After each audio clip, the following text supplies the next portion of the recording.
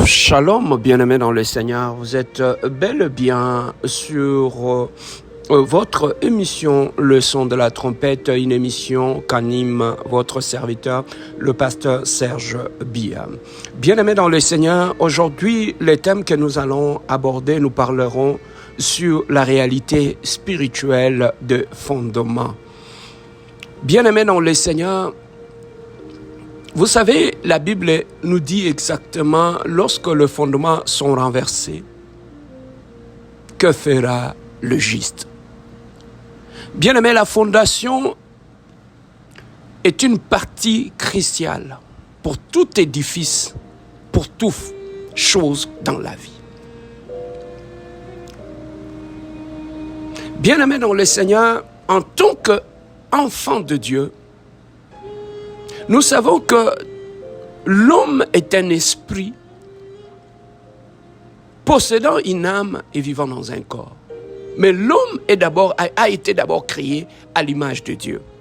Et comme il a été créé à l'image de Dieu, et Dieu lui a donné un corps pour vivre, marcher et opérer sur la terre. Donc le règne spirituel est la matrice de toutes choses sur cette terre des hommes. On ne peut pas parler de la vie d'un homme sans parler de l'aspect spirituel qui gouverne ou qui influence la vie de l'homme. La vie de l'homme est influencée par ce qui est visible et ce qui est invisible. Voilà pourquoi aujourd'hui, nous voulons parler de la partie invisible qui influence la vie d'un être humain. Bien-aimé dans le Seigneur. Bien-aimés, cet enseignement sur le fondement spirituel que nous voulons partager maintenant va nous aider à comprendre ou nous ouvrir les yeux sur certaines réalités invisibles qui constituent la base de la vie de manière consciente ou inconsciente. Certaines personnes ont eu la grâce d'entendre peut-être des enseignements sur le fondement spirituel. Mais bien aimé dans le Seigneur, je crois qu'au travers de cette exhortation que nous allons faire aujourd'hui, ça pourra t'aider à t'ouvrir les yeux pour choisir, bien aimé dans le Seigneur, et comprendre certaines réalités qui influencent ta vie sans le savoir que nous sommes influencés par le monde visible et le monde invisible. Bien aimé, le fondement sont des choses qui ont tapissé notre vie, au fait. C'est la partie cachée, c'est la racine même de notre vie. Cela ne date pas d'un jour, mais ce sont des choses qui se sont accumulées de génération en génération et de jour en jour dans notre vie. Les fondements décident du niveau que tu vas atteindre dans ta vie spirituelle, financière, matérielle, bien-aimée et sociale.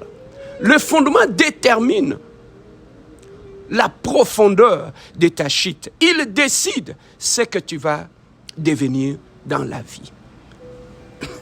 Comme je peux dire aussi, les fondements ont un pouvoir de te contrôler, de te gérer, de t'orienter, de te manipuler. Il influence ta vie au fait. Toute personne sur cette terre des hommes est assise sur un fondement qui agit sur elle sans son autorité ou sans son indépendance. Le fondement, nous devons savoir qu'on a un droit sur ta vie. Le fondement te transporte. C'est comme ton chauffeur. Il te conduit, bien-aimé, où ils veulent.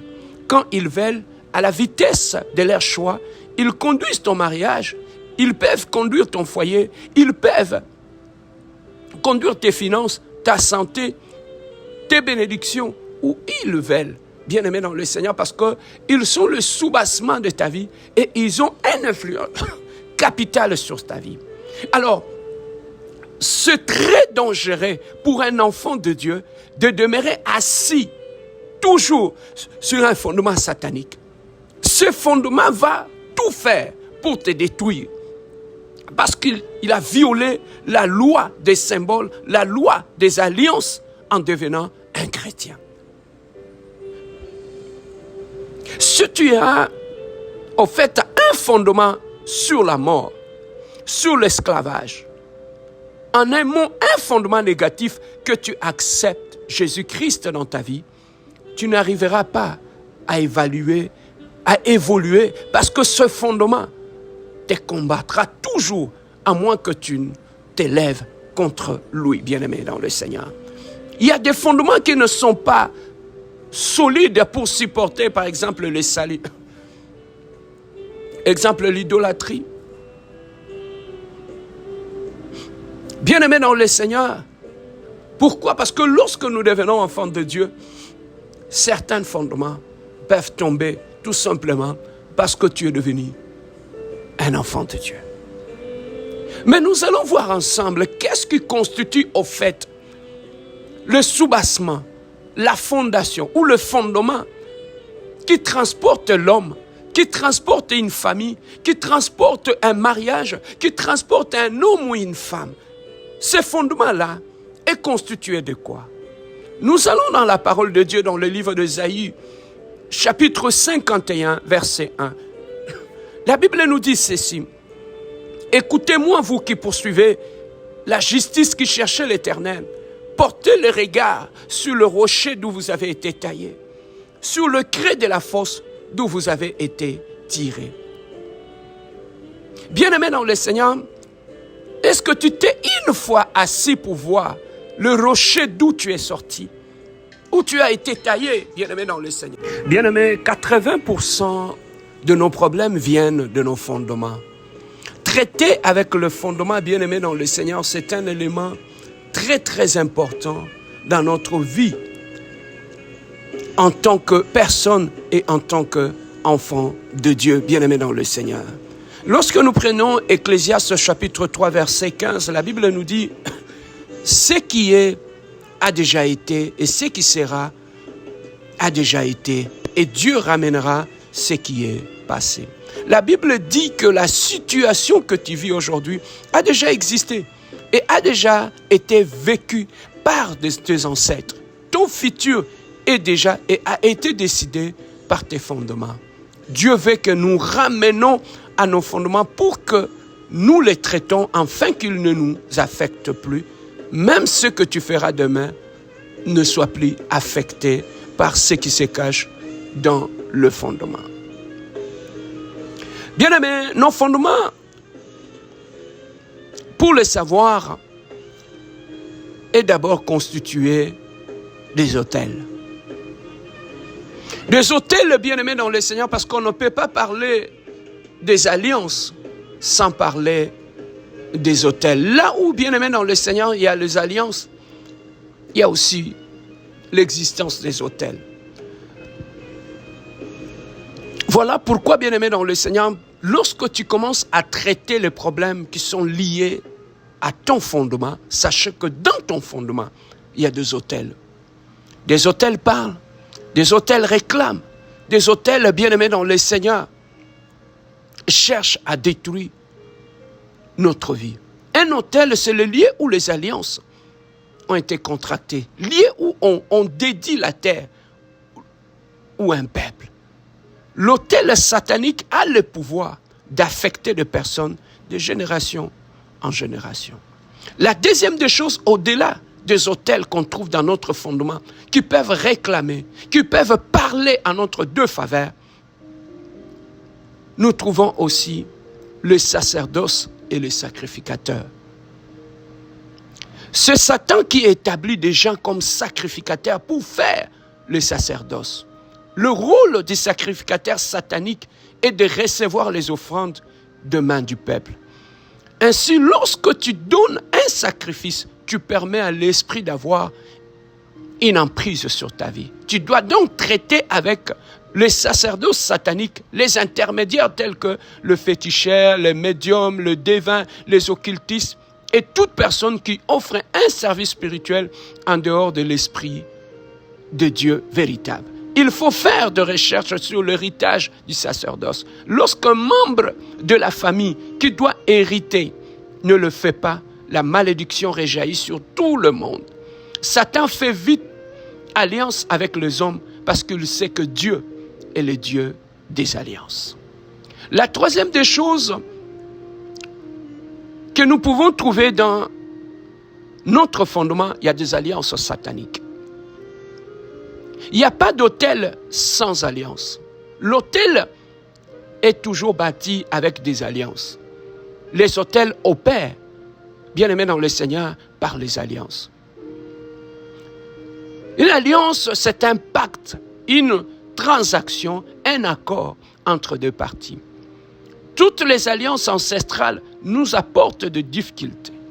Il faut connaître toutes les alliances tissées, les promesses faites, les paroles qui ont été dites, les clauses de l'alliance, les conditions, bien-aimés, de l'alliance. La quatrième chose que nous pouvons trouver dans notre fondement, au-delà des alliances, nous trouvons aussi le symbole de l'alliance. C'est ce qu'on a pris pour sceller cette alliance. Par exemple, le symbole de l'alliance de Jésus-Christ avec les hommes, c'est son sang. Toute alliance qui n'a pas de symbole est nulle ou sans vie. Le pouvoir de tout être, de tout autel, dépend du symbole avec lequel on l'a scellé. Le pouvoir de la vie, de l'autel et les symboles. Comprendre les symboles et détruire les symboles par la prière. Le cinquième élément que nous trouvons dans notre fondement, qui constitue notre fondement, ce sont les serments, le vœu et les promesses de l'alliance. C'est un des éléments de fondement qui donne l'égalité à la transaction sur l'autel. Ces éléments lient le surnaturel au naturel dans une force unifiée. Par exemple, lorsque nous prenons dans Juge chapitre 11, versets 30 à 31, il faut trouver le vœu et les promesses que les ancêtres ont fait pour pouvoir traiter avec les fondements. Parce qu'un vœu a été fait et il faut le connaître pour y renoncer. Par exemple, bien-aimés dans le Seigneur, le parent qui allait en guerre, on fait beaucoup de vœux aux autels sataniques et les enfants ne respectent plus ce vœu-là. Or, ce vœu de l'alliance apporte des difficultés sur des générations à venir. Le sixième élément que nous pouvons trouver dans notre fondement, qui constitue notre fondement, ce sont les clauses de l'alliance. Les clauses sont les conditions ou l'accord. Nos parents ont accepté les conditions pour accomplir leurs besoins. Exemple, une femme qui consulte un marabout pour avoir un enfant, celui-ci lui propose une condition et cette condition qu'elle accepte va affecter la vie de cet enfant. Il faut toujours connaître les clauses de l'alliance pour traiter avec le fondement maléfique dans notre vie. Le septième élément qui constitue le fondement de notre vie, ce sont les sanctions de l'alliance. Les sanctions de l'alliance sont le manquement, le non-respect de l'alliance.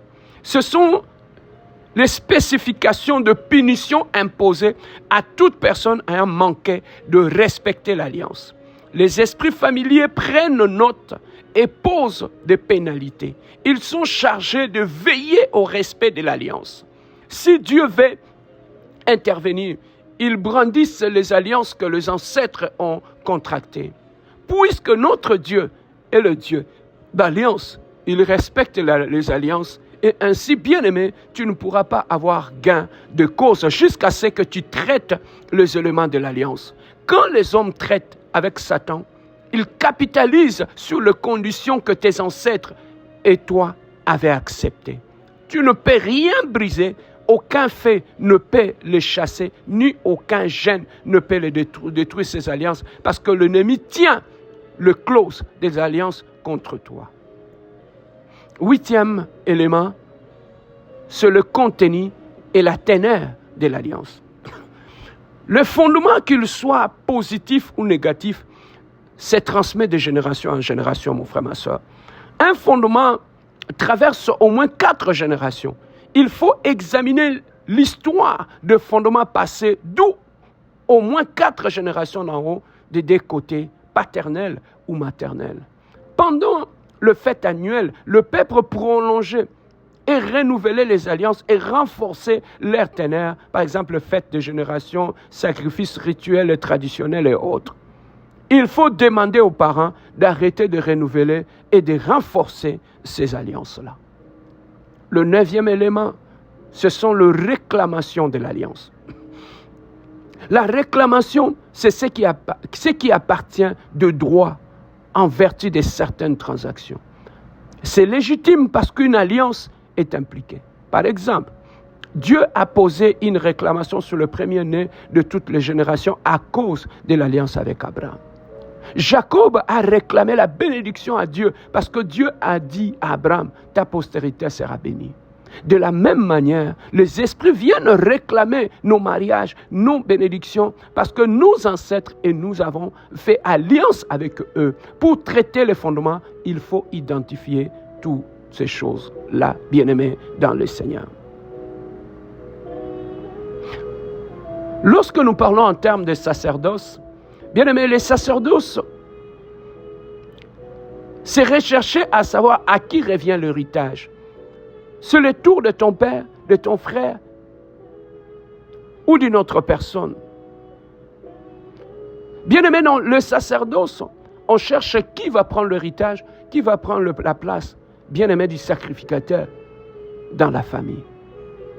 Les autels ont comme mission de localiser l'autel, connaître son nom.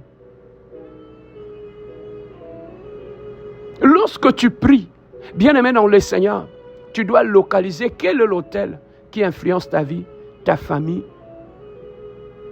et qui porte ton nom. Dans les alliances, lorsque vous priez, l'alliance, il faut vérifier l'alliance qui a été contractée pour la protection, le mariage ou la postérité. Et lorsqu'on parle en termes de symboles, c'est ce qui a été donné. Cela peut être destiné à leurs enfants, le sang humain, le vœu ou la promesse faite. Exemple bien-aimé dans le Seigneur, mes enfants ne doivent pas être mariés, etc., ou avoir du travail ou autre chose. Lorsqu'on parle en termes de clauses, ce sur quoi ils se sont entendus. Et les sanctions de l'alliance, bien-aimé, c'est la mort prématurée, la pauvreté, la folie ou autre chose. Et lorsqu'on parle en termes de ténèbres, la durée de l'alliance, cela peut être de génération en génération pour au moins 4 générations. Et lorsqu'on parle de la réclamation, c'est ce qui vous réclame. Bien-aimés dans le Seigneur, c'est très important de connaître toutes ces choses-là qui sont attachées à notre fondement et qui peuvent facilement influencer notre vie. Lorsqu'on parle en termes de l'onction de l'alliance, de la même manière que l'onction du Saint-Esprit se déverse sur le peuple de Dieu, c'est ainsi que l'onction de l'alliance satanique inonde la vie de ses fidèles. C'est le pouvoir surnaturel qui vient sur l'homme à partir de l'autel satanique. Le niveau d'onction que tu reçois dépend de la puissance de ton autel. Lorsque l'onction satanique des alliances ancestrales vient sur une personne, mon frère, ma soeur, et les amène à poser des actes violents, ignobles et des abominations, ces personnes-là peuvent tuer facilement. C'est après qu'elles réalisent leurs faits quand l'onction les libère. L'onction satanique de l'alliance te poursuit juste à te faire abandonner ton travail, ton mariage sans cause. Parce que l'alliance contractée par les ancêtres n'a pas été respectée. Il y a l'onction pour le querelle, l'onction pour la violence. Exemple, Moïse, quand l'onction de la colère qu'il a héritée de ses ancêtres est descendue sur lui, il a posé un acte de désobéissance à Dieu qui l'a empêché de rentrer dans sa destinée prophétique. Bien-aimé dans le Seigneur, il est très important en tant qu'enfant de Dieu de chercher la délivrance par rapport à nos fondements. Nous pouvons parler aussi par rapport à l'esprit territorial ou l'esprit superviseur qui peuvent constituer aussi notre fondement. C'est l'esprit qui a la charge de tous les autels et les alliances. Dans Genèse 3, chapitre 43, 52, ici la pierre a été utilisée comme témoin. Cette pierre supervise de l'alliance.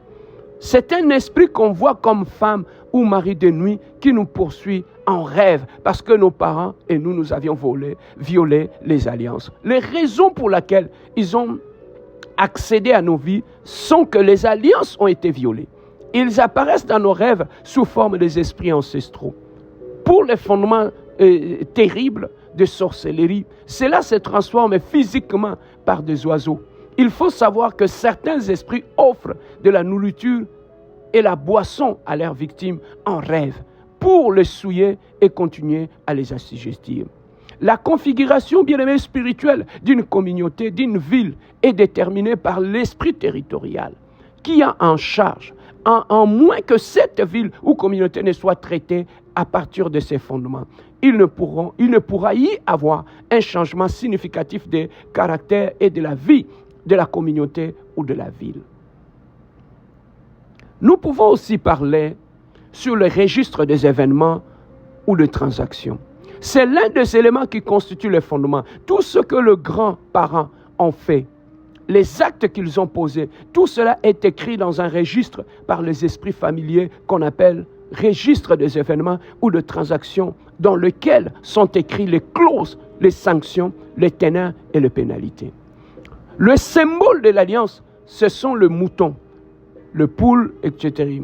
Tout ce qu'on donne pour sceller les alliances, ce symbole constitue la signature. Si tu aimes ta progéniture, bien-aimé, il faut poser des actes positifs parce que cela va constituer le fondement qui affectera la vie de tes enfants demain.